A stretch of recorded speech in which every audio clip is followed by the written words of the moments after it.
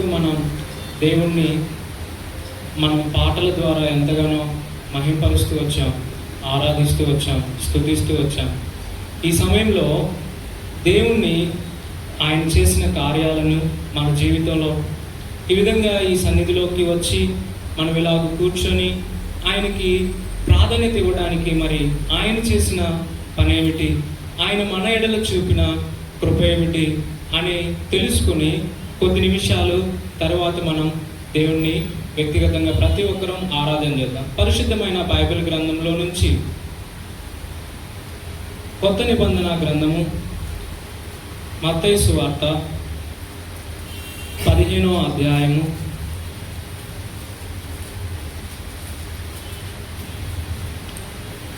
కొత్త నిబంధన మత్తయి సువార్త 15వ అధ్యాయము 29వ వచనం, 30వ వచనం, 31వ వచనం చదువుకుందాం. అందరం చదువుకుందాం ఒకసారి. యేసు అక్కడి నుండి వెళ్ళి గలిలయ సముద్ర తీరమునకు వచ్చి కొండెక్కి అక్కడ కూర్చుండగా బహుజన సమూహములు ఆయన యొద్దకు కుంటివారు, గ్రుడ్డివారు, మూగవారు, అంగహీనులు మొదలైన అనేకులను తీసుకొని వచ్చి ఆయన పాదముల యొద్ద పడవేసిరి. ఆయన వారిని స్వస్థపరిచెను. మూగవారు మాట్లాడుటయును, అంగహీనులు బాగుపడుటయును, కుంటివారు నడుచుటయును, గుడ్డివారు చూచుటయును జనసమూహము చూచి ఆశ్చర్యపడి ఇశ్రాయేలు దేవుణ్ణి మహిమపరచిరి. చాలు. ఇక్కడ మనం చదివినట్లయితే 15వ అధ్యాయంలో చదివాం ఇప్పటి వరకు. 29 మరి 30, 31 వచనాలు చదివాం. యేసుక్రీస్తు ప్రభువారు ఆయన గురించి చాలా విషయాలు తెలుసు. మనం రక్షించబడిన రోజు నుంచి ఇప్పటి వరకు యేసుక్రీస్తు ప్రభువారి గురించి వింటూనే ఉన్నాం. అయితే యేసుక్రీస్తు ప్రభువారు గలిలయ సముద్ర తీరానికి వచ్చి కొండ మీద కూర్చున్నప్పుడు ఆయన యొద్దకు బహుజన సమూహములు వచ్చాయి. అందులో బహుజన సమూహములలో ఎవరు ఉన్నారంటే కుంటివారు ఉన్నారు, గ్రుడ్డివారు ఉన్నారు, మోగవారు, అంగహీనులు మొదలైన అనేకులను తీసుకొని వచ్చి ఆయన పాదముల యొద్ద పడవేసిరి. ఆయన వారిని స్వస్థపరిచిన. అప్పుడు ఏం జరిగిందంటే మూగవారు మాట్లాడుట, అంగహీనులు బాగుపడుట, కుంటివారు నడుచుట, గుడ్డివారు చూచుట జనసమూహము చూచి ఆశ్చర్యపడి ఇశ్రాయేలు దేవుణ్ణి మహిమపరిచిరి. ఈరోజు ఇక్కడ మనం చూసినట్లయితే మహిమపరిచిరి. ఏం చేశారు? అక్కడ ఉన్న వాళ్ళందరూ మహిమపరిచారు దేవుణ్ణి. ఆయన్ను ఇశ్రాయేలు దేవుణ్ణి మహిమపరిచారు. ఇప్పుడు కూడా మనము కూడా మరి రక్షింపబడిన మనము కూడా దేవుని సన్నిధిలోకి వచ్చి మనం ఏం చేయడానికి వచ్చామంటే ఇప్పుడు దేవుణ్ణి మహిమపరచడానికి వచ్చాం. ఈ ప్రభుదినం దేవుడు మనకి ఎందుకు ఇచ్చాడంటే ఆయనను మహిమపరచడానికి, ఇశ్రాయేలు దేవుణ్ణి మనము మహిమపరచడానికి దేవుడు మనకి ఇచ్చాడు. కాబట్టి చూస్తే పరిశుద్ధమైన బైబిల్ గ్రంథంలో అసలుకి ఇక్కడ మనం ప్రాముఖ్యంగా చూస్తే ఇక్కడ ఏం కనపడుతున్నారు, ఎవరు కనపడుతున్నారంటే ఒక అంగహీనులు కనపడుతున్నారు, మోగవారు కనపడుతున్నారు, ఇంకా గ్రుడ్డివారు కనపడుతున్నారు. వీళ్ళందరూ కూడా స్వస్థపరచబడుతూ వచ్చారు యేసుక్రీస్తు ప్రభువారి చేత. వీరందరూ అంటే వీళ్ళలో ఉన్నటువంటి ప్రాముఖ్యత ఏంటంటే వీళ్ళొక రోగులు, వీళ్ళొక బలహీనులు, వీళ్ళొక నడవలేని స్థితిలో ఉన్నవాళ్ళు, చూడటానికి కళ్ళు లేనటువంటి వాళ్ళు. ఇలాంటి స్థితిలో ఉన్న వారిని యేసుక్రీస్తు ప్రభువారి యొద్దకు తీసుకొని వచ్చారు. అప్పుడు యేసుక్రీస్తు ప్రభువారు ఆయన స్వస్థపరిచాడు. అయితే మనకు తెలుసు, గుడ్డివారి గురించి తెలుసు, కుంటివారి గురించి తెలుసు, వీళ్ళందరి గురించి తెలుసు. వాళ్ళ యొక్క బాధలు కూడా మనకు తెలుసు. కొన్ని వాళ్ళ యొక్క కుంటివారు కానీ గుడ్డివారు కానీ ఇలాగ బలహీనులుగా ఉన్న వారి యొక్క బాధలు మనం ఒకసారి చూద్దాం. చూడండి, పరిశుద్ధమైన బైబిల్ గ్రంథంలో నుంచి మార్కు సువార్త 5వ అధ్యాయము, మార్కు సువార్త 5వ అధ్యాయము 25వ వచనం. 12 ఏండ్ల నుండి రక్తస్రావం గల రోగం, 12 ఏండ్ల నుండి మార్కు సువార్త 5వ అధ్యాయము 25వ వచనము. అదేనా? 12 ఏండ్ల నుండి రక్తస్రావం కలిగిన రోగం కలిగిన ఒక స్త్రీ ఉండెను. ఆమె అనేక వైద్యుల చేత ఎన్నో తిప్పలు పడి తనకు కలిగినదంతయు వ్యయము చేసుకొని ఎంత మాత్రమును ప్రయోజనము లేక మరింత సంకటపడి. చాలు, ఇక్కడ మనం రక్తస్రావం కలిగిన స్త్రీ గురించి చూడట్లేదు, కానీ అక్కడ ఒక రోగం కలిగినప్పుడు ఆ రోగం ద్వారా వచ్చేటటువంటి బాధ ఏంటి, ఆ రోగం ద్వారా వచ్చేటటువంటి బలహీనత ఏంటి, ఆ రోగం ద్వారా వచ్చేటటువంటి బాధ ఏంటంటే అక్కడ చూసినట్లయితే ఆమె అనేక వైద్యుల చేత ఎన్నో తిప్పలు పడింది. ఇక్కడ మనం చూడాల్సింది ఏంటంటే తిప్పలు పడిపోతా ఉందంట ఆమె. అయితే తిప్పల గురించి, బాధల గురించి ఎంతగా పడిందంటే ఎంతో మంది వైద్యుల చేత చూపించుకున్నా గానీ ఏ ప్రయోజనం కూడా లేదన్నటువంటి పరిస్థితిలో ఉంది. తనకు కలిగినదంతయు కూడా వ్యయం చేసుకునేటటువంటిది స్థితిలో ఉంది. ఎంత మాత్రము ప్రయోజనము లేక మరింత సంకట పడెను. చూడండి, ఇక్కడ ఈ రోగులు ఎవరైతే ఉన్నారో వారి యొక్క జీవన విధానం చూస్తే, రోగులుగా ఉన్న వారి యొక్క జీవన విధానం చూస్తే ఎంతో బలహీనులుగా ఉంటారు, ఎంతో వేదన కలిగిన వారుగా ఉంటారు, ఎంతో దిగులుతో ఉంటారు, ఎంతో మరి దుఃఖంతో ఉంటారు, ఏడుస్తూ ఉంటారు. రోగం కలిగిన వారు సంకటాలు పడేటటువంటి వారు, రోగం కలిగిన వారు వారి యొక్క జీవితంలో ఏదో కోల్పోయినటువంటి ఆ యొక్క ఆలోచనలు, వారి యొక్క తలంపులు ఏమంట అనేకమైన తిప్పలు పడింది. ఎన్ని తిప్పలు పడింది? ఎన్నో తిప్పలు పడింది. ఎంతమంది డాక్టర్స్ దగ్గరికి వెళ్ళింది? ఎంతో మంది డాక్టర్స్ దగ్గరికి వెళ్ళింది, వైద్యుల దగ్గరికి వెళ్ళింది. ఎక్కడికి వెళ్ళినా కానీ ఏమి లేదు, స్వస్థత లేదు.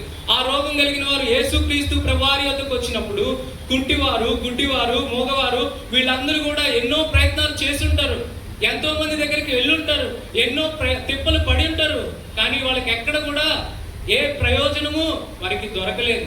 ఎలాంటి వైద్యము వాళ్ళకి మెరుగైన వైద్యం. చాలా మంది అంటారు చాలా సందర్భాల్లో ఈ హాస్పిటల్ కంటే ఇంకొక హాస్పిటల్లో చాలా మెరుగైన వైద్యం చేస్తారు, చాలా నాణ్యమైన టాబ్లెట్స్ ఇస్తారు, ఇలా బాగా చూసుకుంటారంటారు. కానీ ఇక్కడ వాళ్ళు ఎన్నో వైద్యుల దగ్గరికి, ఎంతో మంది వైద్యుల దగ్గరికి వెళ్ళారు, కానీ వాళ్ళకి ఏం దొరకలేదు, స్వస్థత దొరకలేదు, వాళ్ళకి నెమ్మది దొరకలేదు, వాళ్ళకి శాంతి దొరకలేదు. చూడండి, పరిశుద్ధమైన బైబిల్ గ్రంథంలో నుంచి అదే మార్కు సువార్త 5వ అధ్యాయము ఇంకొక లక్షణాలు చూద్దాం.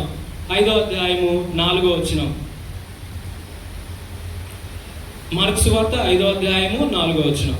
పలుమారు వాని కాళ్ళను చేతులను సంకెళ్ళు వేసి బంధించినను వాడు ఆ చేతి సంఖ్యలను తెప్పి కాలి సంఖ్యలను తుత్తునీయులుగా చేసిన కనుక ఎవడును వానిని సాధుపరచును. మరి చూడండి, మనం ఎప్పుడైనా హాస్పిటల్ దగ్గరికి వెళ్తే అక్కడ మత్తు మందు ఇస్తారు కదా, కొన్ని ఆ మందుల ప్రభావం లోపల రోగం కలిగిన వాళ్ళు ఎవరైనా ఆ మందుల ప్రభావం ఎలా ఉంటుందంటే కొట్టుమిట్టాడుతూ ఉంటారు, మంచం మీద అటు ఇటు తిరుగులాడుతూ ఉంటారు. ఫర్ ఎగ్జాంపుల్, మా నాన్నగారు అప్పుడు హాస్పిటల్లో ఉన్నప్పుడు ఆయనకి లివరు చెడిపోయి తాగి అంతా నాశనం చేసుకున్నాడు. ఆ సందర్భంలో మా నాన్నకి చాలా టాబ్లెట్స్ ఇచ్చారు, ఇంజక్షన్లు చేశారు, తర్వాత సెలైన్ బాటిల్స్ అవి ఎక్కించారు. ఆయన ఆ ప్రభావం, ఆ మందుల ప్రభావాన్ని తట్టుకోలేక ఒకటే ఇంకా మంచం మీద పడటం లేవటం, కింద పడిపోవటం, నడుచుకుంటూ ఎటొకటి వెళ్ళిపోవాలనుకోవటం, చేతికున్నవన్నీ పీకేసుకోవడం, క్యాన్లో ఏదో అంటారు, వాటన్నిటిని పీకేసుకుంటూ ఉంటాడు. అది చూసినప్పుడు ఇంత ప్రభావం, ఆ టాబ్లెట్స్ ప్రభావం, ఆయన లోపల ఉన్న ఆ వ్యాధి సంబంధించిన ఆ యొక్క ప్రభావం కూడా ఆయన ఏం చేస్తుంది, పడుకొని ఇట్లా మంచం మీద ఆయన్ని నెమ్మదిగా ఉండని ఇట్లా, ఆయన ఏదో ఒక లోపల ఏదో జరిగిపోతుంది, ఇవన్నీ పీకేసుకోవాలి, వెళ్ళిపోవాలి అనని ఆలోచన వచ్చింది. ఇక్కడ నేను ఉండకూడదు, ఇక్కడ నుంచి వెళ్ళిపోవాలి, నన్ను తీసుకెళ్ళండి ఆటోలో అని చెప్పేసి ఏడ్చాడు. చూడండి, మనం కూడా చాలా సందర్భాల్లో చూస్తాం, ఎవరైతే బలహీనులుగా ఉన్నారో, ఎవరైతే రోగం కలిగిన వాళ్ళు ఉన్నారో, ఇక్కడ చదివినట్లయితే సంఖ్యలు వేసి బంధించినా కానీ ఏం జరిగిందంట, వాడు ఏం చేస్తాడు, ఆ చేతి సంఖ్యలను కాలి సంఖ్యలను ఏం చేస్తారు, తుత్తునీలుగా చేసేస్తారు.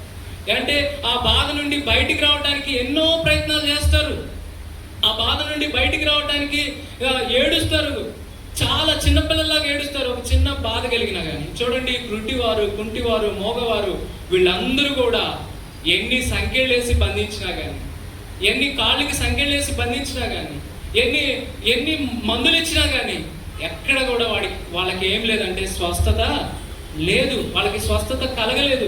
చూడండి పరిశుద్ధమైన బైబిల్ గ్రంథంలో అదే 5వ వచనం 5వ అధ్యాయం 4వ వచనంలో ఒక్క మాట చదువుకుందాం. చదవండి. వాడు ఆ చేతి సంఖ్యలను తెప్పి కాలి సంఖ్యలను తుత్తునీలుగా చేసిన గనుక ఎవడును వానిని సాధుపరచుకోలేదు. అక్కడ చూడాల్సింది ఏంటంటే సాధుపరచబడ. సాధువు అంటే ఎవరు? సాధువు అంటే నెమ్మదిగా ఉంటారు, మృదుత్వంగా ఉంటారు, చాలా సాత్వికం కలిగి ఉంటారు. సాధువు గురించి ఒక బైబిల్లో ఒక భక్తుడి గురించి చెప్పారు. ఎవరైనా సాధువు యాకోబు గుడారంలో నివసించినటువంటి ఆయన సాధువుగానే ఉన్నాడని పరిశుద్ధమైన బైబిల్ గ్రంథంలో. అదే వాళ్ళ అన్న చూస్తే ఎలా ఉన్నాడు? వేటాడేటటువంటి స్వభావం, బయటికి వెళ్ళేటటువంటి రఫ్గా ఉండేటటువంటి స్వభావం. అంటే సాధుపరచబడిన వాళ్ళు ఎవరైనా కానీ నెమ్మదిగా ఉండేవాళ్ళు, సాధుపరచబడిన వాళ్ళు ఎవరైనా సరే చాలా సాత్వికంగా ఉండేటటువంటి వాళ్ళు. అంటే రోగం కలిగిన వారికి ఏమి లేదంట, సాధు స్వభావం లేదు. రోగం కలిగిన వారు, వ్యాధి కలిగిన వారు, బలహీనులు, అంగహీనులు, గుడ్డి వారికి సాధుతనం లేకపోయింది. అందుకే సాధుపరచలేకపోయారు. ఎవరు సాధుపరచలేరు. ఈ లోకంలో ఆమె ఎన్నో డాక్టర్స్ దగ్గరికి వెళ్ళింది కానీ ఏ వైద్యుడు కూడా ఆమెను ఏం చేయలేకపోయాడు, సాధుపరచలేకపోయాడు, బాగుపరచలేకపోయాడు. ఇక్కడ చూడాల్సింది ఏంటంటే రోగంలో ఉన్న వారిని ఎవరు కూడా సాధుపరచలేరు. పరిశుద్ధమైన బైబిల్ గ్రంథంలో నుంచి 2వ కొరింథీయులు అపోస్తలుడైన పౌలు గారు రాసినటువంటి కొరింథీయులకు రాసిన 2వ పత్రిక 4వ అధ్యాయము రోగం కలిగిన వారి యొక్క లక్షణాలు చెప్తాం కదా, సిమ్టమ్స్ అని. అలాగే ఇప్పుడు ఇక్కడ చూద్దాం కొన్ని లక్షణాలు రోగం కలిగిన వారు. కొరింథీయులకు రాసిన 2వ పత్రిక 4వ అధ్యాయము 4వ వచనం. దేవుని స్వరూపి అయిన క్రీస్తు మహిమను కనపరచు సువార్త ప్రకాశము వారికి ప్రకాశింపకుండు నిమిత్తము యుగ సంబంధమైన దేవత అవిశ్వాసులైన వారి మనోనేత్రములకు గుడ్డితనం కలుగజేసింది. మనకి ఇక్కడ కావాల్సిన ఒకటే మాట, మనోనేత్రాలకు ఏమొచ్చిందంట? గుడ్డితనం. ఎవరైతే పాపపు స్థితిలో ఎవరైతే రోగం కలిగిన వారు ఉంటారో, ఎవరైతే బలహీనులు ఉంటారో, ఎవరైతే అంగహీనులు ఉంటారో, ఎవరైతే కుంటివారు ఉంటారో వాళ్ళ యొక్క స్వభావం ఏంటంటే వాళ్ళ యొక్క కనులు ఎలా ఉన్నాయి? మూయబడి ఉన్నాయి. ఏ స్థితిలో ఉన్నారు వాళ్ళు? గ్రుడ్డి స్థితిలో ఉన్నారు, గ్రుడ్డితనంలో ఉన్నారు. చూసారు కదా 2వ కొరింథీయులకు రాసిన పత్రిక 4వ అధ్యాయం 4వ వచనంలో మనం చదివాం. ఏమనుందంటే మనోనేత్రాలకు గ్రుడ్డితనం కలిగజేసి. అంటే వాళ్ళు రోగంలో ఉన్నటువంటి వారు, బలహీనులు, వారు ఏ స్థితిలో ఉన్నారు? గ్రుడ్డితనంలో ఉన్నారు. ఏమీ చూడలేనటువంటి స్థితి, వాళ్ళకి ఏమీ కనబడదు. సాధుపరచబడే లక్షణం కూడా వాళ్ళకి కనబడదు, మృదుత్వం కూడా కనబడదు, మరి నెమ్మది కూడా వాళ్ళకి కనబడదు. అలాంటి స్థితిలో మరి వీళ్ళందరూ బ్రతుకుతూ వచ్చారు. చూడండి, వాళ్ళు ఎవరిని చూడలేకపోయారు? చూస్తే క్రీస్తుని చూడలేకపోయారు. అక్కడే ఉంటది ఆ వచనంలోనే, ఈ క్రీస్తు మహిమను కనపరచు సువార్త ప్రకాశము వారికి ప్రకాశింపకుండు నిమిత్తము. అంటే యేసుక్రీస్తు ప్రభువారి యొద్దకు వాళ్ళందరూ తీసుకురావడానికి ముందు యేసుక్రీస్తు ప్రభువారి యొక్క ప్రకాశం కనపడకుండా ఏం చేసింది? సాతాను వాళ్ళని గ్రుడ్డితనంతో కప్పివేసింది. వాళ్ళ కన్నులు, వాళ్ళ మనోనేత్రాలు మూసివేసింది. అందుకే చూసాం కదా, ఎన్ని తెప్పలు పడినా, ఎంతమంది వైద్యుల దగ్గరికి వెళ్ళినా వాళ్ళకి ఏ ప్రయోజనం లేదు. వాళ్ళని కాళ్ళు చేతులకి సంఖ్యలు వేసినా కానీ ఏ ప్రయోజనం లేదు, ఏమి ప్రయోజనం లేదు వాళ్ళకి. మరి ఇంకా చెప్పాలంటే సాతాను వాళ్ళ కన్నులు ఏం చేసింది? మూసివేసింది, గుడ్డితనంలో ఉంచింది. చూడండి, పరిశుద్ధమైన బైబిల్ గ్రంథంలో నుంచి ఇంకొక లక్షణాన్ని చూద్దాం. మరి రోగం కలిగిన వారి యొక్క లక్షణం మత్తయి సువార్త 12వ అధ్యాయము, మత్తయి సువార్త 12వ అధ్యాయము 9వ వచనం. 12:9 మత్తయి సువార్త. ఆయన అక్కడ నుండి వెళ్ళి వారి సమాజ మందిరంలో ప్రవేశించినప్పుడు ఇదిగో ఊచ చేయగల వాడొకడు కనబడెను. చాలు. ఊచ చేయి అంటే ఏంటి? ఇంకా చెయ్యి పని చేయకుండా అంతే ఉండిపోతుంది కదా. చూడండి, ఒక చెయ్యి పని చేయకుండా ఒక చెయ్యి పని చేస్తూ ఉందనుకో, ఆయన ఏమనుకుంటాడు? ఈ చెయ్యి కూడా బాగుంటే బాగుండు, ఈ చెయ్యి కూడా ఈ చెయ్యిలాగా పనిచేస్తే ఎంత బాగుండు. చూడండి, మనకి దేవుడు 2 చేతులు 2 కాళ్ళు మనకి దేవుడు ఇచ్చాడు. చాలా మంది 2 చేతులు లేని వాళ్ళు, 2 కాళ్ళు లేని వాళ్ళు ఎంత కష్టాలు పడుతున్నారో, ఎన్ని బాధలు పడుతున్నారో. ఇక్కడ చూడండి, ఆ ఊచ చేయగలవాడు ఎన్ని వేదనలు పొందుంటాడో, ఎన్ని తిప్పలు పడి ఉంటాడో. ప్రతిరోజు లేచిన ప్రతిరోజు ఆ చెయ్యిని చూసుకొని ఎంత ఏడ్చుంటాడో. దేవుడా, ఎందుకు నాకు ఈ ఊచ చేయించావు, ఎందుకు ఈ పని చేయించావు, దీనివల్ల నాకు ఏమి ప్రయోజనం? చూడండి, అతను వస్త్రాలు ధరించేటప్పుడు ఆ చెయ్యి వల్ల ఏమైనా ప్రయోజనం ఉందా? ఏ ప్రయోజనం లేదు. మరి భోజనం తీసుకునేటప్పుడు లేదా ఏదైనా ఒక వస్తువులు పట్టుకునేటప్పుడు ఎవరికైనా ఒక సహాయం చేయడానికి, చెయ్యి అందించడానికి ఆయన చెయ్యి పనికొస్తుందా? పనికిరాదు. ఊచ చేయగల వాడు ఆయన ఎంత బాధపడి ఉంటాడో, మానసికంగా ఎంత వేదన చెందుంటాడో. ఒక్కసారన్నా నా చెయ్యి ఈ చెయ్యి వలె బాగైతే బాగుండు, ఈ చెయ్యిలాగా ఈ ఊచ చెయ్యి బాగైతే బాగుండు అని ఆయన ఎన్నో కన్నీళ్లు కార్చుండు. అందుకే చూడండి, ఆ యొక్క స్వభావం ఏంటంటే, రోగం కలిగిన వారు లోపల ఏం చేస్తారు? వేదన పడతారు. లోపల ఏడుస్తారు. రోగం కలిగిన వాళ్ళు బయటికి చెప్పలేరు. బయటికి చెప్పినా ఎవరైనా నవ్వుతారేమో, బయటికి చెప్పినా ఎవరైనా ఎగతాళిగా మాట్లాడతారేమో అని వాళ్ళు బాధపడుతూ ఉంటారు. వాళ్ళ యొక్క బాధని నువ్వు నేను వర్ణించలేము అంటారు కదా. లోకంలో ఒక సామెత ఉంది, ఒడ్డు నిలబడిన వాడికి ఏం తెలీదు, నీళ్ళల్లో ఉన్నవాడికి లోతు తెలిసిద్దని. ఆ రోగంలో ఉన్న వారి లోపలికి వెళ్ళి చూస్తే వాళ్ళు ఎంత బాధపడుతున్నారో. రోగం కలిగిన వారి యొక్క లోపలికి వెళ్ళి చూస్తే ఆ గుడ్డివారు ఎన్నిసార్లు ఏడ్చుంటారు. ఈ ప్రపంచాన్ని అంతటినీ చూడాలి కదా, ఈ ప్రపంచంలో ఉన్న నా తల్లిదండ్రులు నేను చూడాలి కదా, దేవుడు ఈ లోకంలో ఉన్న ప్రతి మనిషిని నేను చూసేవాడు కదా అని గుడ్డివాడు ఎంత ఏడ్చుంటారో. అంగహీనులు ఈ ఊచ చేయగలవాడు చూడండి ఎంత ఏడ్చుంటాడో. మరి ఇంత బాధలో, ఇంత దుఃఖంలో చూడండి ఎంత ఏడ్చుంటారో. ఇప్పుడు మనం చూసాం కొన్ని లక్షణాలు రోగం కలిగిన వారు.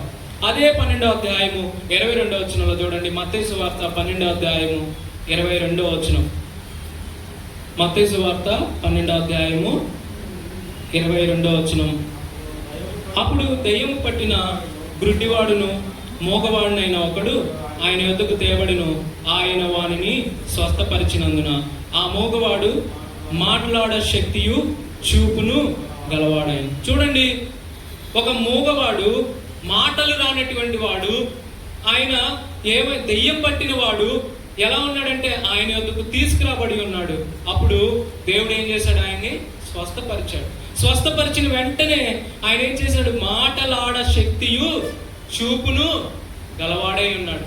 మాట్లాడే శక్తి ఈ లోకంలో ఎంత, ఇప్పటికి చూడండి, మోగవాళ్ళని మాట్లాడించడానికి ఏ వైద్యులైనా చేయగలిగారా? ఎవరు చేయలేదు. ఒక దేవుడు మాత్రమే.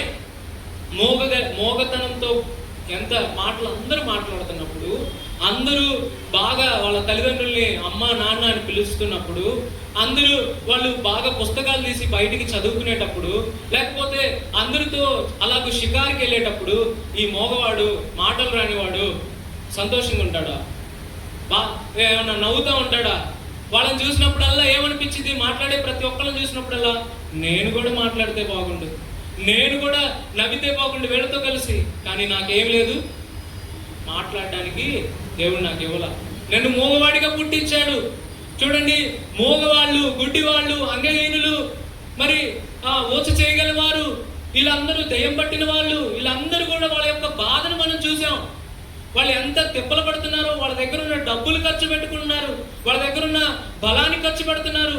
వాళ్ళు ఎంత ప్రయత్నాలు చేసినా కానీ వాళ్ళకి ఏమీ లేదు. వాళ్ళని మనం ఏం చేయలేకపోయాం? సాధుపరచలేకపోయాం. ఈ లోకంలో మనుషులు కూడా ఎవరు కూడా సాధుపరచలేరు. అందుకే యేసుక్రీస్తు ప్రభువారి వద్దకు వాళ్ళు ఏం చేశారు? తీసుకొని వచ్చారు. చదవండి మత్తయి సువార్త మనం ఫస్ట్ చదివాం కదా, 15వ అధ్యాయము. మత్తయి సువార్త 15వ అధ్యాయము 29. యేసు అక్కడి నుండి వెళ్ళి గలిలయ సముద్ర తీరమునకు వచ్చి కొండెక్కి అక్కడ కూర్చుండగా బహుజన సమూహములు ఆయన యొద్దకు కుంటివారు, గుడ్డివారు, మోగవారు, అంగహీనులు మొదలైన అనేకులు తీసుకుని వచ్చి ఆయన పాదముల యొద్ద పడేశారు. చూడండి, ఇప్పుడు ఆయన పాదాల మీద పడేశారు. అంటే యేసుక్రీస్తు ప్రభువారు అసలు ఇంకా మనుషుల ద్వారా వైద్యుల ద్వారా, కుటుంబం ద్వారా, సమాజంలో పెద్ద పెద్ద గౌరవం కలిగిన వారి ద్వారా కూడా వీళ్ళు స్వస్థపరచబడలేదని, వీళ్ళకి సరైన వైద్యం అందలేదని, వీళ్ళని ఇంకెవ్వరూ బాగు చేయలేరని అలాంటి వాళ్ళందరినీ తీసుకొచ్చి ఏం చేశారు? యేసుక్రీస్తు ప్రభువారి పాదాల దగ్గర పడవేశారు. ఎప్పుడైతే చూడండి, సమాజంలో కూడా ఈ చెడిపోయిన అంతా అయిపోయి, చెడిపోయి బలహీనులయ్యి అప్పుడే యేసుక్రీస్తు ప్రభువారు గుర్తొచ్చేది. అప్పుడే యేసుక్రీస్తు ప్రభువారికి ప్రార్థన చేయండి అంటారు. చాలా మంది హాస్పిటల్లో ఉన్నప్పుడు కూడా అదే అంటారు. వాళ్ళు అంతా బాగా బలంగా ఉన్నప్పుడు, ఆరోగ్యంగా ఉన్నప్పుడు, శక్తి కలిగి ఉన్నప్పుడు, కండలు కలిగి ఉన్నప్పుడు అప్పుడు యేసుక్రీస్తు ప్రభువారు గుర్తురారు. ఎప్పుడైతే కండలు కరిగిపోతాయో, ఎప్పుడైతే ఎనర్జీ, ఆ శక్తి అంతా పోయిందో, ఎప్పుడైతే మంచానికి పరిమితం అవుతామో, ఎప్పుడైతే ట్యూబ్లు వేసుకొని అది తాగుతామో, అవి పోస్తారు కదా ద్రవాలు, అలాంటి పరిస్థితుల్లో అప్పుడు అంటారు ఇంకా యేసుక్రీస్తు ప్రభువారి మీరు కూడా ప్రార్థన చేయండి మా కోసం అని అంటారు. చూడండి, వాళ్ళు కూడా బహుజన సమూహం కూడా వీళ్ళకి ఇంకా బాగుపడటం అనేది అసాధ్యం, వీళ్ళని సాధుపరచడం అనేది అసాధ్యం, వీళ్ళని స్వస్థపరచడం అనేది అసాధ్యం. అందుకే వాళ్ళందరినీ తీసుకొచ్చి ఇప్పుడు యేసుక్రీస్తు ప్రభువారు కనపడ్డాడు. చూడండి, అదే గనక వైద్యులు బాగు చేస్తే, అదే వైద్యులు కనుక వాళ్ళని స్వస్థపరిస్తే యేసుక్రీస్తు ప్రభువారు కనపడే వాళ్ళకి కనపడే ఆయన కాదు. యేసుక్రీస్తు ప్రభువారు గుర్తు కూడా రాడు. కానీ చూడండి, యేసుక్రీస్తు ప్రభువారి యొక్క పాదాల దగ్గరికి వచ్చాడు. అయితే మరి మనం చూస్తే అసలుకి మరి మనల్ని కూడా దేవుడు ఏం చేశాడు? రక్షించుకున్నాడు కదా. మనం ఇప్పటి వరకు కొన్ని విషయాలు చూసాం. యేసుక్రీస్తు ప్రభువారు ఎందుకు అంటే స్వస్థపరచడానికి మనం చూసాం. యేసుక్రీస్తు ప్రభువారు స్వస్థపరిచారని. అయితే యేసుక్రీస్తు ప్రభువారు స్వస్థపరచడానికి గల అధికారం, స్వస్థపరచడానికి గల ఆ యొక్క ఆధిపత్యం, లేకపోతే ఏమనొచ్చంటే అథారిటీ, ఇది ఎలా వచ్చిందో చూద్దాం. పరిశుద్ధమైన బైబిల్ గ్రంథంలో నుంచి లూకాసు వార్త 4వ అధ్యాయము, లూకాసు వార్త 4వ అధ్యాయము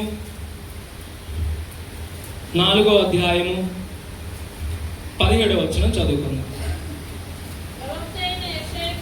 ప్రవక్త అయిన యెషయా గ్రంథము ఆయన చేతికి ఇవ్వబడెను.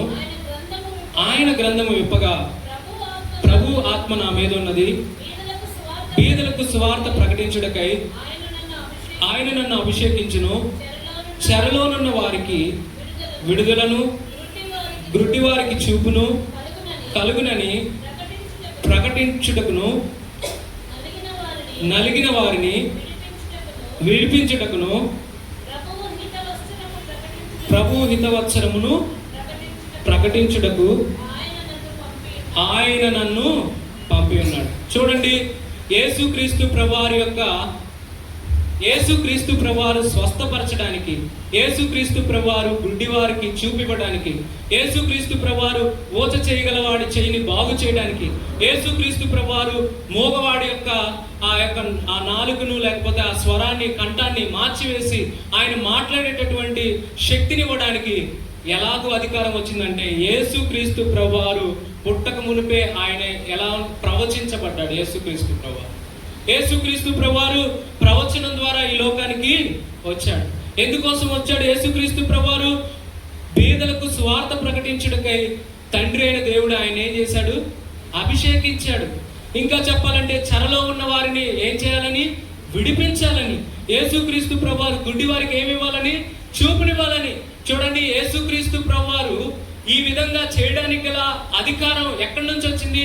లోకంలో అందరూ అంటారు కదా, మాకు లేడా దేవుడు, మాకు లేడా మా దేవుడు అని అంటారు. ఆ దేవుడికి అధికారం ఉందా? ఆ దేవుడికి శక్తి ఉందా? అయితే యేసుక్రీస్తు ప్రభువారికి అధికారం కలదని యేసుక్రీస్తు ప్రభువారు పుట్టక మునిపే ఆయన కొరకే ప్రవచనాలు అనేవి వచ్చాయి. దేవుడే ప్రవచనాలు ఇస్తూ వచ్చాడు. చూడండి, పరిశుద్ధమైన బైబిల్ గ్రంథంలో ఉంది. అందుకే ఆషామాషాగా యేసుక్రీస్తు ప్రభువారి దగ్గరికి తీసుకురాలా.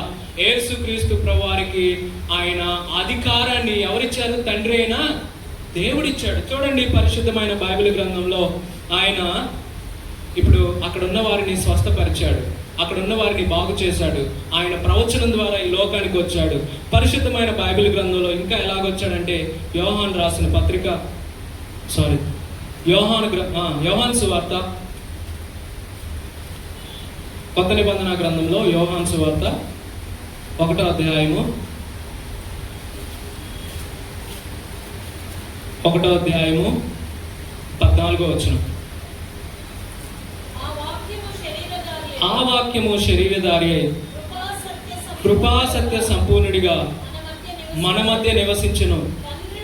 తండ్రి వలన కలిగిన అద్వితీయ కుమారుని మహిమ వలె మనము ఆయన మహిమను కనుగొంటుము. చూడండి, ఆ వాక్యము ఏ వాక్యము? పరిశుద్ధమైన బైబిల్ గ్రంథం యోహాను సువార్తలో 1వ అధ్యాయం 1వ వచనం ఏమనుందంటే, ఆది యందు వాక్యము ఉండును, వాక్యము దేవుని యొద్ద ఉండును, వాక్యము దేవుడై ఉండును. ఆ వాక్యమే, ఆ దేవుడై ఉన్న వాక్యమే ఎక్కడికి వచ్చిందంట? శరీరధారి అయ్యి ఈ లోకల్ మన మధ్యలోకి వచ్చింది. ఆ గుడ్డి వారిని, ఆ చూపు లేని వారిని, ఆ అంగహీనులని, ఆ యొక్క అపవిత్రాత్మ పట్టిన వాళ్ళని, ఆ మోగవారిని, ఆ రక్తస్రావం కలిగిన వారిని బాగు చేయడానికి ఆ లోకంలో నుండి, పరలోకంలో నుండి, తండ్రి అయిన దేవుని యొద్ద నుండి యేసుక్రీస్తు ప్రభువారు వాక్యముగా ఎక్కడికి వచ్చాడు? మన మధ్యకు వచ్చాడు.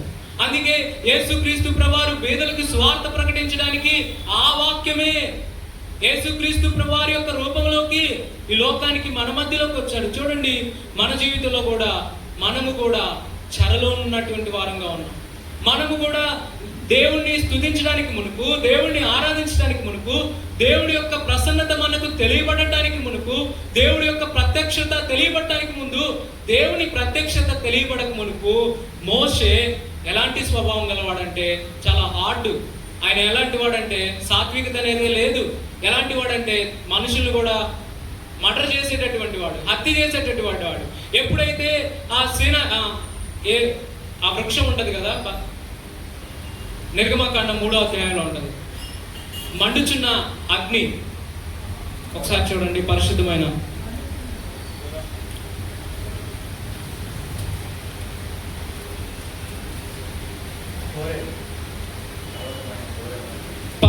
చూడండి 3వ అధ్యాయంలో ఒకసారి వచ్చింది,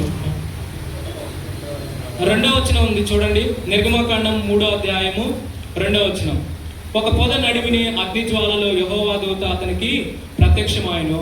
అతడు చూచినప్పుడు అగ్ని వలన ఆ పొద మండుచుండెను. చూడండి, ఎప్పుడైతే మోసేలో ఉన్నటువంటి ఈ యొక్క సాత్వికత లేనటువంటి మనుషులు కూడా చంపగలిగినటువంటి శక్తి కలిగిన ఆయన చాలా ఎలా ఉంటాడంటే చాలా ఫాస్ట్ గా ఉండేటటువంటి ఆయన ఎప్పుడైతే ఆ మండుచున్న పొద దగ్గరికి వెళ్ళాడో ఆ పొదలో ఆయన యొక్క పాత స్వభావం అంతా కనబడతా వచ్చింది. ఎప్పుడైతే ఆ పొద దగ్గరికి వెళ్ళాడో, ఎప్పుడైతే ఆ పరిశుద్ధ స్థలానికి వెళ్ళాడో, ఎప్పుడైతే చెప్పులు విడిచాడో, ఎప్పుడైతే ఆ అగ్నిని చూస్తా ఉన్నాడో, అప్పుడు ఆయనలో ఉన్నటువంటి బలహీనతలన్నీ కూడా ఏమయ్యాయి? ఆ పొదలో కనబడతా వచ్చాయి. పరిశుద్ధమైన బైబిల్ గ్రంథం చెప్తుంది, యేసుక్రీస్తు ప్రభువారు శరీరధారిగా ఆ వాక్యముగానే ఆయన ఈ లోకానికి వచ్చినప్పుడు ఆ గ్రుడ్డి వారు, ఆ చూపు లేని వాళ్ళు ఎవరైతే ఉన్నారో, అంగహీనులు, బలహీనులు, వీళ్ళందరూ కూడా పాపులు. మేమందరం ఆయన యొక్క అంటే చూడండి, వాళ్ళందరూ కూడా బహుజన సమూహములతో ఆయన దగ్గరికి వచ్చినప్పుడు వాళ్ళు కూడా యేసుక్రీస్తు ప్రభువారు చెప్పేటటువంటి వాక్యాన్ని విన్నారు. యేసుక్రీస్తు ప్రభువారి యొక్క సువార్తని విన్నారు. సువార్త వినిపించిన తర్వాతే, ఆ యేసుక్రీస్తు ప్రభువారి యొక్క సువార్త ఎప్పుడైతే వాళ్ళ దగ్గరికి వెళ్ళిందో, పరలోకం నుండి వచ్చిన దేవుని వాక్యం అని ఎప్పుడైతే తెలిసిందో, అప్పుడు వాళ్ళ హృదయంలో మేమందరం కూడా పాపులము అని తెలియజేయబడింది. పరిశుద్ధమైన బైబిల్ గ్రంథంలో తిమోతికి రాసిన పత్రిక 1 తిమోతి 3వ అధ్యాయము 16వ వచనం.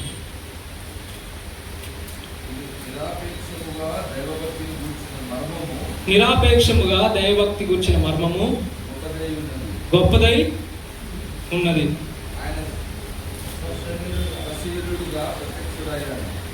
నిరాక్షేపముగా దైవభక్తిని గూర్చిన మర్మము గొప్పదై ఉన్నది. ఆయన సశరీరుడుగా ప్రత్యక్షుడైను, ఆత్మ విషయమున నీతిపరుడని తీర్పునందెను, దేవదూతలకు కనబడెను, రక్షకుడని జనములలో ప్రకటించబడి. చూడండి, మనకు కావాల్సింది ఇక్కడ ఏంటంటే రక్షకుడని జనములలో ప్రకటించబడి. ఆ బహుజన సమూహములు ఆ యొక్క కుంటివారిని, గుడ్డివారిని, మోగవారిని వాళ్ళందరినీ తీసుకొచ్చినప్పుడు వాళ్ళందరినీ తీసుకురావడానికి గల కారణం ఏంటంటే జనములందరిలో కూడా యేసుక్రీస్తు ప్రభువారు ఒక్కడు మాత్రమే రక్షకుడని ప్రకటించబడింది. ఎప్పుడైతే యేసుక్రీస్తు ప్రభువారు రక్షకుడని ప్రకటించబడిందో అప్పుడే వాళ్ళ యొక్క స్వస్థత, అప్పుడే వాళ్ళ యొక్క పాపపు స్థితి మొత్తం మార్చబడుతూ వచ్చింది. చూడండి, ఇక్కడ మనం చదివిన వాక్యం ప్రకారంగా అయితే యేసుక్రీస్తు ప్రభువారు వాక్యంగా వచ్చాడు, యేసుక్రీస్తు ప్రభువారు మనిషి రూపంలో వచ్చాడు, యేసుక్రీస్తు ప్రభువారు రక్షకుడిగా వచ్చాడు. అదేవిధంగా యేసుక్రీస్తు ప్రభువారు ఇంకేమి చేశారో చూద్దాం. హెబ్రీయులకు రాసిన పత్రిక 10వ అధ్యాయము, హెబ్రీయులకు రాసిన పత్రిక 10వ అధ్యాయము 10వ వచనం. యేసుక్రీస్తు యొక్క శరీరము ఒక్కసారి అర్పింపబడుట చేత ఆ చిత్తమును బట్టి మనము పరిశుద్ధపరచబడి ఉన్నాం. చూడండి, యేసుక్రీస్తు ప్రభువారు హెబ్రీయులకు రాసిన పత్రిక 10వ అధ్యాయం 10వ వచనంలో ఉంది. యేసుక్రీస్తు యొక్క శరీరము ఒక్కసారి అర్పింపబడుట చేత ఆ చిత్తమును బట్టి మనము పరిశుద్ధపరచబడి ఉన్నాం. గ్రుడ్డివారు, మోగవారు, ఎవరైతే ఉన్నారో అంగహీనులు, మరి ఇలాంటి స్థితిలో ఉన్న వారు అందరూ కూడా వాళ్ళు చూపు పొందడానికి, వాళ్ళు మాట్లాడటానికి, వాళ్ళ శరీర అవయవాలు బాగవటానికి అక్కడ యేసుక్రీస్తు ప్రభువారు అర్పింపబడుతూ వచ్చాడు. యేసుక్రీస్తు ప్రభువారు ఒక్కసారి ఆయన అర్పింపబడుతూ వచ్చాడు. యేసుక్రీస్తు ప్రభువారు ఒక్కసారి అర్పింపబడుట చేత ఎవరి చిత్తాన్ని నెరవేర్చాడు? యేసుక్రీస్తు ప్రభువారు ఎవరి చిత్తాన్ని నెరవేర్చాడు? తండ్రి అయిన దేవుని చిత్తాన్ని నెరవేర్చాడు. అందుకే యేసుక్రీస్తు ప్రభువారు ఆ లోకం నుండి ఈ లోకానికి దిగి వచ్చింది. అందుకే యేసుక్రీస్తు ప్రభువారు సశరీరుడిగా ఈ లోకానికి మన మధ్య ప్రత్యక్షమైంది. అందుకే యేసుక్రీస్తు ప్రభువారు రక్షకుడిగా వాళ్ళ మధ్య ప్రకటించబడ్డాడు. ఆ రక్షకుడిగా యేసుక్రీస్తు వారు ప్రకటించబడినప్పుడు యేసుక్రీస్తు ప్రభువారు మాత్రమే స్వస్థపరిచే ఆయన, యేసుక్రీస్తు ప్రభువారు మాత్రమే బాగుపరిచే ఆయన, యేసుక్రీస్తు ప్రభువారు మాత్రమే సాత్వికం ఇచ్చే ఆయన, యేసుక్రీస్తు ప్రభువారు మాత్రమే నెమ్మదిచ్చే ఆయన అని అప్పుడు మాత్రమే తెలియబడుతూ వచ్చింది. పరిశుద్ధమైన బైబిల్ గ్రంథంలో మనం చదివినట్లయితే పరిశుద్ధత అనేది ముఖ్యమైనది. వాళ్ళు బాగుపడటం, లేకపోతే శరీరం బాగుపడటం, స్వస్థత పొందటం ముఖ్యం కాదు. యేసుక్రీస్తు ప్రభువారికి కావాల్సింది ఏంటంటే ఏం కావాలి? పరిశుద్ధత. ఏం కావాలి ఆయనకి? పరిశుద్ధత. ఒకవేళ నువ్వు బాగుపడి వెళ్ళిపోయిన తర్వాత దేవుడిని మర్చిపోతే, యేసుక్రీస్తు ప్రభువారు చేసిన యొక్క కార్యాన్ని మర్చిపోతే, యేసుక్రీస్తు ప్రభువారు ఈ లోకానికి ఎందుకు వచ్చాడో మర్చిపోతే ఏం ప్రయోజనం? యేసుక్రీస్తు ప్రభువారు సశరీరుడిగా మన మధ్యకి రావటం వల్ల ఏం ఉపయోగం లేదు కదా. చూడండి, ఒక డాక్టర్ గారు బాగా చూశారనుకో, తొందరగా నయం అయిపోయింది అనుకో, అంటే వెంటనే ఏం చేస్తాం? వేరొకళ్ళకి మనం చెప్తాం, అక్కడికి వెళ్ళండి, అక్కడ బాగా చూస్తారండి.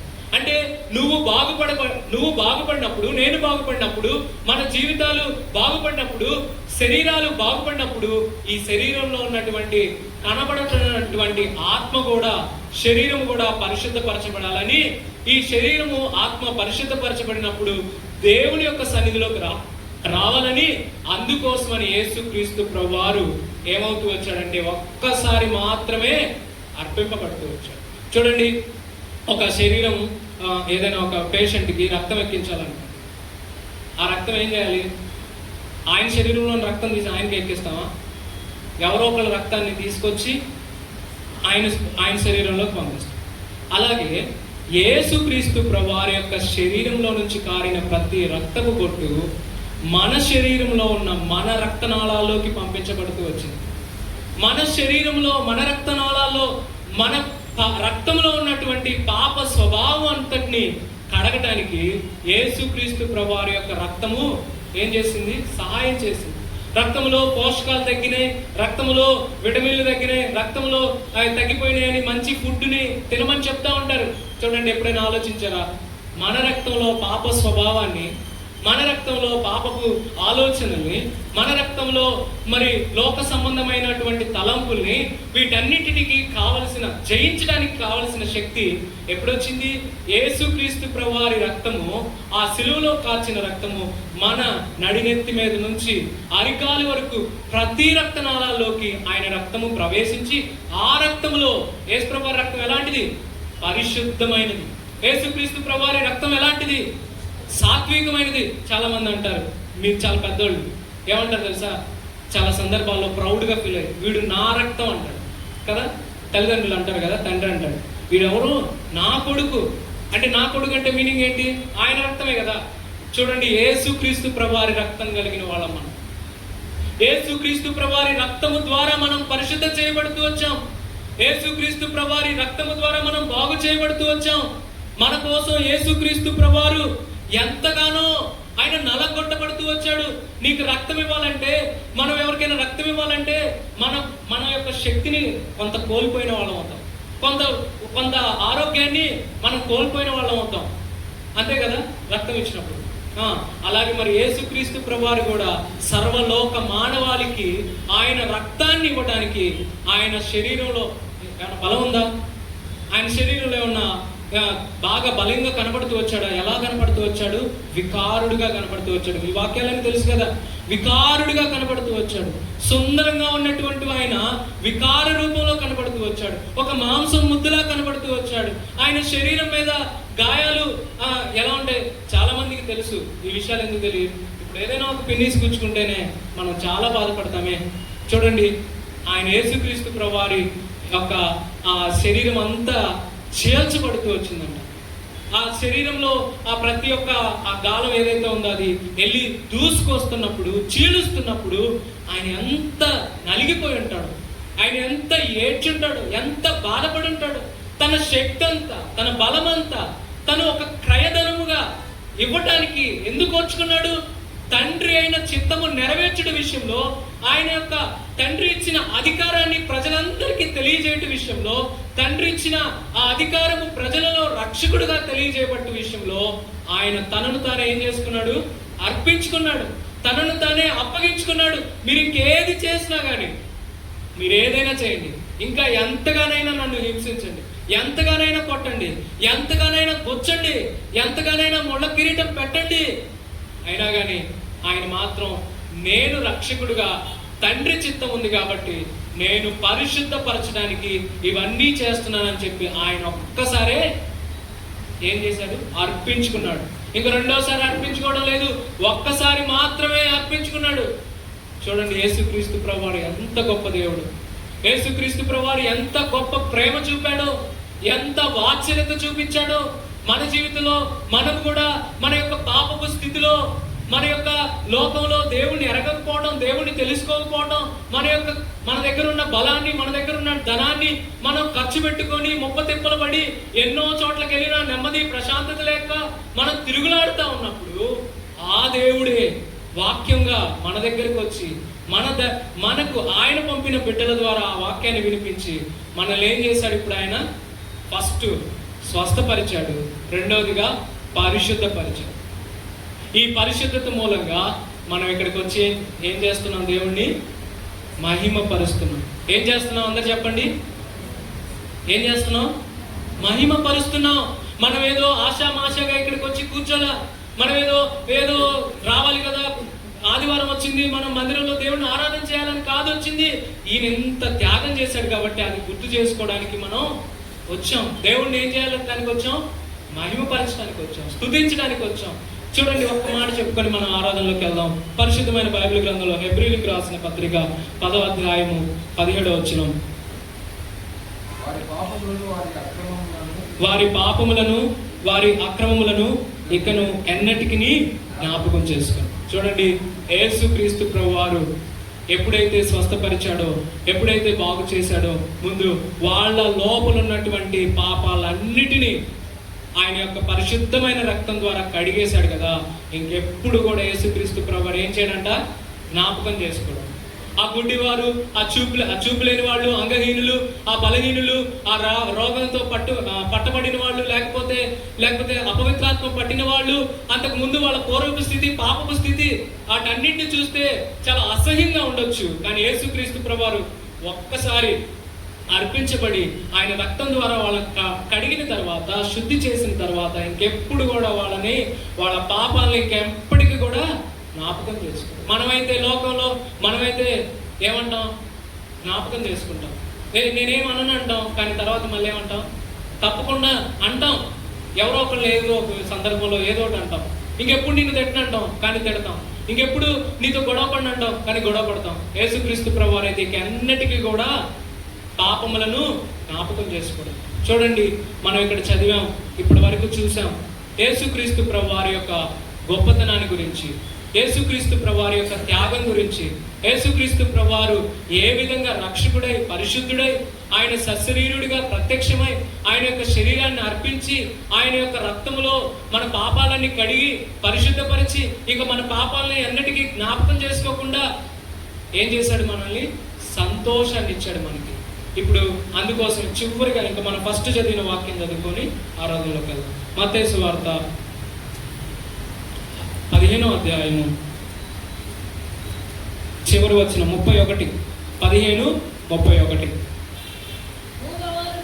మోగవారు మాట్లాడుటయును, అంగహీనులు బాగుపడుటయును, కుంటివారు నడుచుటయును, గ్రుడ్డివారు చూచుటయును జన సమూహము చూచి ఆశ్చర్యపడి ఇశ్రాయేలు దేవుని మహిమపరచు. ఇప్పుడు మనము కూడా కుంటివారు చూడండి, వాళ్ళు చక్కగా నడుస్తున్నారు, చక్కగా పనిచేస్తున్నారు, గుడ్డివారు చూస్తున్నారు, అంగహీనులు బాగుపడ్డారు. ఇప్పుడు బాగుపడ్డారని ఇంక వదిలేలా ఏం చేశారు? దేవుణ్ణి మహిమపరిచారు. మన జీవితంలో కూడా మనం కూడా బాగుపడిన వాళ్ళం కనుక మనము కూడా దేవుణ్ణి ఏం చేయాలి? మహిమపరచాలి, దేవుని స్తుతించాలి. ఆ విధంగా దేవుడు మనకి అవకాశం ఇచ్చాడు. దేవుడు మనల్ని ఆయన యొక్క సన్నిధిలో పరిశుద్ధమైన స్థలంలో కూర్చోబెట్టాడు. ఈ విధంగా మనం దేవుణ్ణి స్తుతించి ఆరాధిద్దాం. దేవుడి వాక్యం దీవించుకుందాం.